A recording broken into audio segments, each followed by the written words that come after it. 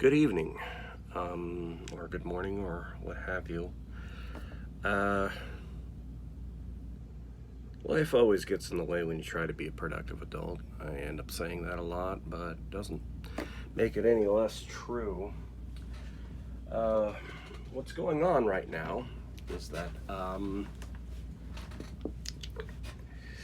I've been trying to get back to producing YouTube content, at least as far as what I've been doing and what have you. And well, plus there's a whole other video in which I want to more directly respond to some of the stuff that's been happening in the interim.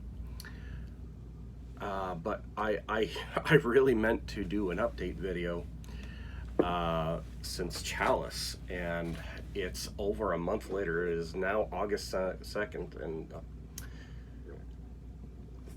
the Challis meeting happened a handful of days before the end of June, I think it was. At least that's when it wrapped up.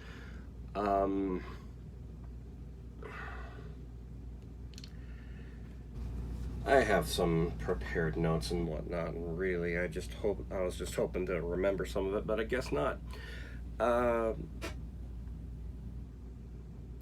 There have already been a bunch of articles, and I think somebody with a video, and just a bunch of Facebook posts and Twitter stuff and whatnot that have more or less explained what happened in the meeting. Now, there's also been another meeting since, which I'll explain what that is here in a moment, but in case you're not in the know. I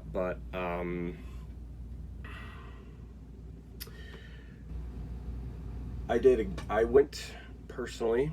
There was one thing I was focused on, and then if it didn't get in the way of what I was doing, I would support others with related matters.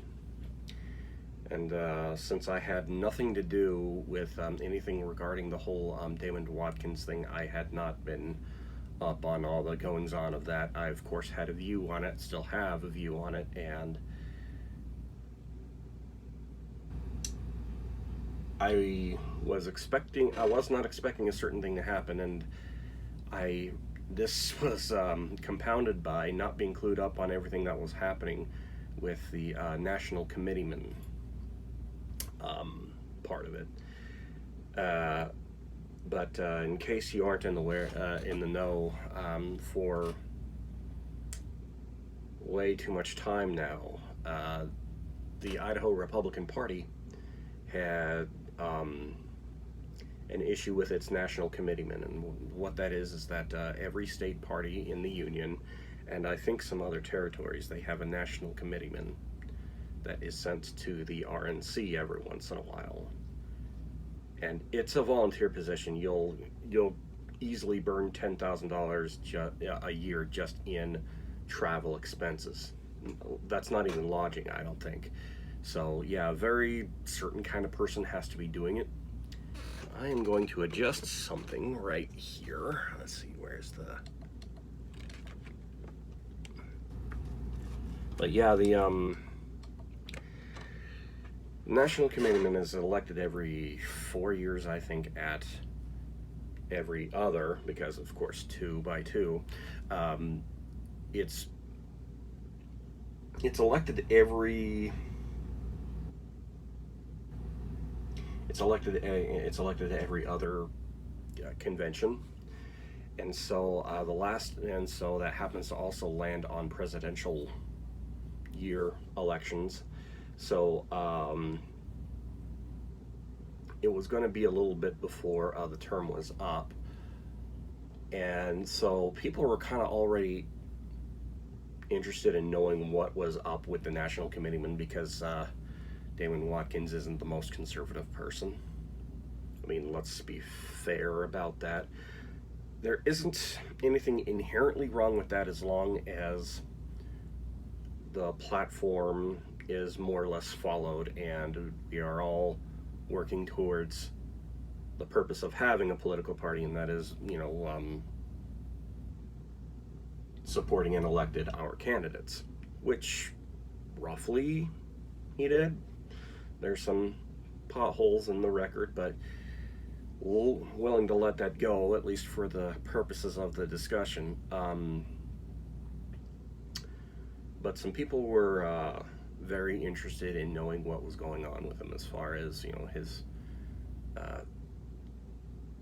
status as a voter. You know, where does he live currently? Did he move? And well, you never, when you're keeping track of that kind of thing, you never ever really expect to find out what certain people found out, because usually when you're representing the state on a national level, you have to you stay put, because you're kind of trusted with that position to, you know, stay put. You're stable, you have a stable life roughly, and things are going okay for you. We don't have to necessarily worry about you sometimes. But the problem being is that Mr. Damon Watkins had apparently had apparently accepted a job all the way across the country in North Carolina. At least that was the word. And then upon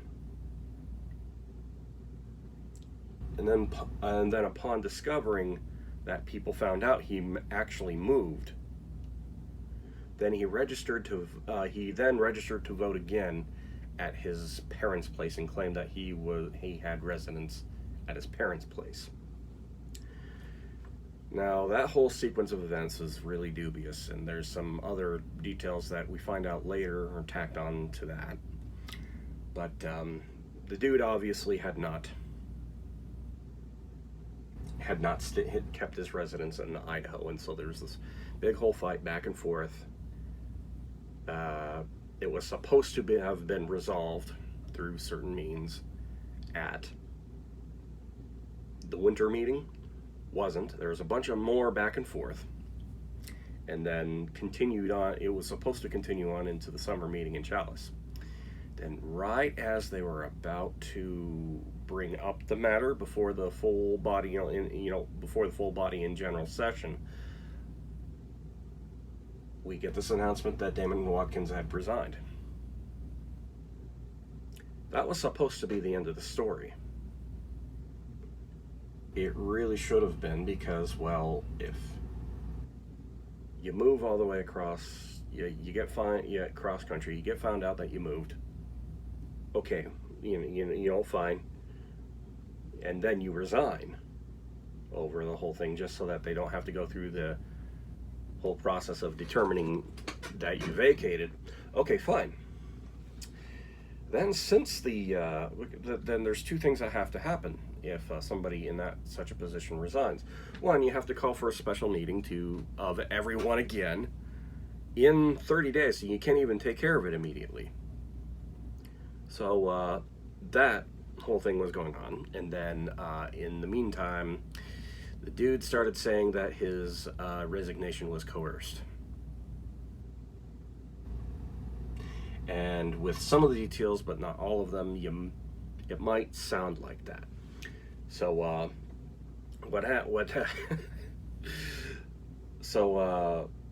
I didn't know these things existed, and I didn't find out until like right after the special election. You know, this was a meeting that happened late last week at the Hillcrest Country Club. I'd never actually been in that place before, even though I'd lived in a few different places that were close to that place. I'd just never been in there before. I felt slightly uncomfortable the whole frickin' time, too.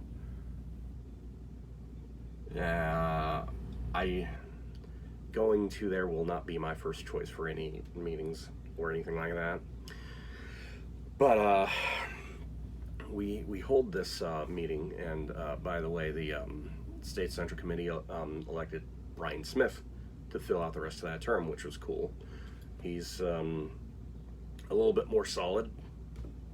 I mean, plus he can definitely do the whole self-funding the thing, because remember, that's the travel and lodging and all that, just to go to these meetings every once in a while. It's a lot.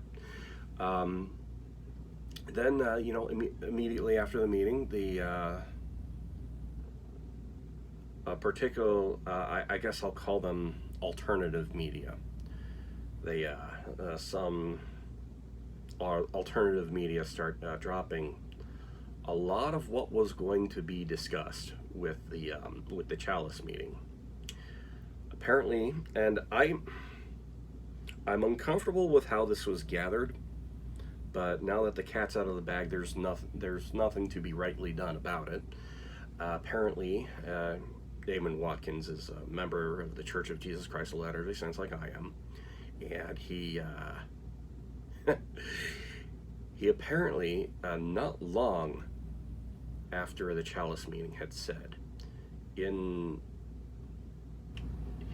I thought it was a fast and testimony meeting, but it might have just simply been like him giving a talk assigned to him by the bishop or something. I'm starting to think it's the latter. Where he had said, this is apparently being recorded via Zoom, that he had taken up roots and planted them all with his family and moved across the country to Oak Ridge, North Carolina. And this whole time he had been trying to, no, it wasn't right after Challis, it was right after the winter meeting. He had said that he had moved and now lived in North Carolina, but how do you square that with everything that he said at the winter meeting about having not moved out of the state? So, and then there was a few other details that also pretty much had him dead to rights, and it's alleged that those are the words that Dorothy Moon said right before the whole thing, was that Damon, we have you dead to rights. I'm not entirely sure if it's actually confirmed that she said that, but whatever.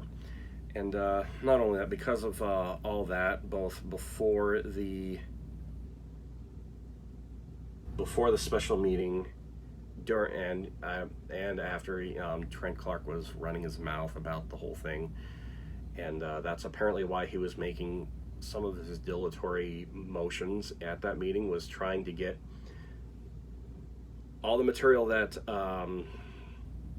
was in the report that they had on him.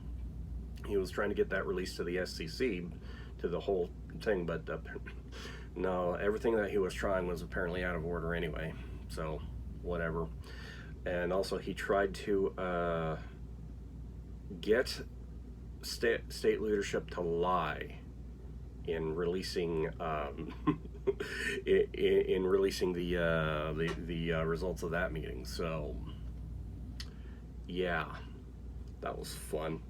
So but the other things that happened with the Challis meeting is that dues accountability is here to stay. A correction on most of the procedures having to do with proxy voting, because proxy voting is definitely being abused in some certain parts of the Idaho Republican Party. Definitely it was in Ada County. I mean, come on, you just simply don't have a clean process for using proxies if you have at certain points like 13 proxies to a person, and Mr. Flappy Hands illegally plugging in a printer into the back of the commissioner's room. You just don't. So that is one of the good things. Several good resolutions. Of course, the media did the standard procedure of calling them all alt-right when no, not even. The whole it was a pleasant experience there at Living Waters Ranch, just past, it's not, I don't think you could call that in Challis, but it's just past Challis, and you have to go through Challis to get to it, but whatever. I guess that's just my city brain, I guess. It's a really good place, and if it were not for this one thing that happened to Tom and I, we would want to go back to Living Waters Ranch and Heartbeat. You know, you would want to have all our summer meetings there. I won't elaborate as to what the thing was because it will sound petty if it leaves my mouth. But yeah, that's most of a lot of the things that have been going on with the state party. There was going to be an Ada County Republican meeting. Well, it's August 2nd right now. It would have been tomorrow. But suddenly, after the Challis meeting, a bunch of things happened to the position that Victor Miller holds. Suddenly, there's no August meeting, and it's going to pick right back up in September, like the rules say.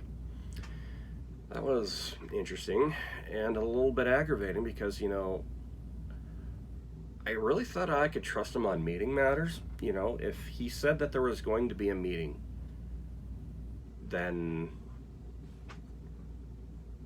I made time for that meeting. And kind of screwed up some bits of my life in the process of doing that. And then all of a sudden there's no meeting. Yeah, screw you, Victor. Screw you for being such a fish on the matter. See, what other updates we got going on for this channel? There's a couple other matters that I really do want to share on the channel, but they just simply, they're not ready, and plus, what has you, I caught a few small details with the District 17 bylaws that we'll have to correct concerning proxies. Even though we allow proxies, the details don't line completely up, so I'm gonna have to call my district chair tomorrow. That's gonna be a fun conversation. Kim's great though. She's one of the people that actually earned my trust, you know, if you get where I'm coming from there.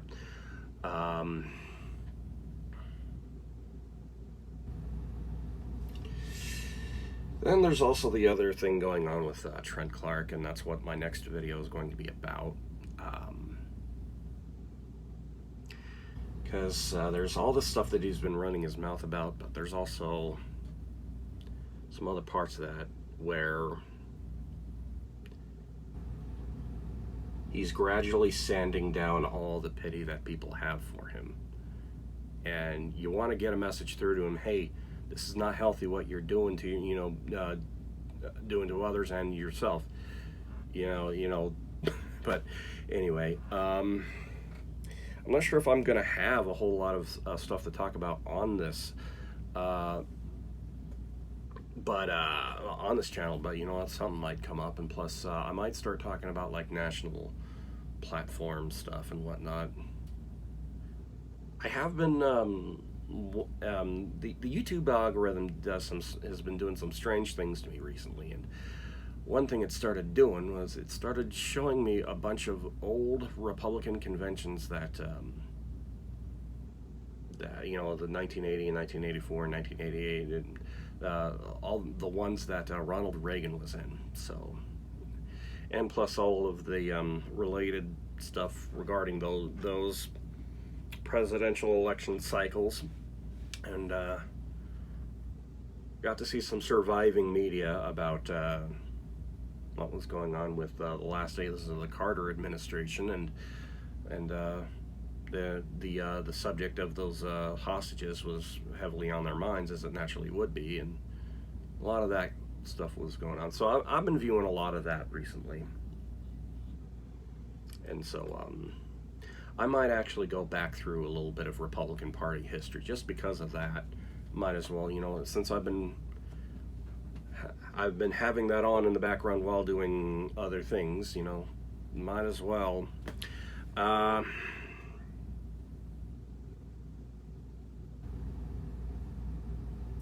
don't have a whole lot else to be talking about other than the Trent Clark thing, so I am going to stop here and wish you all a good night.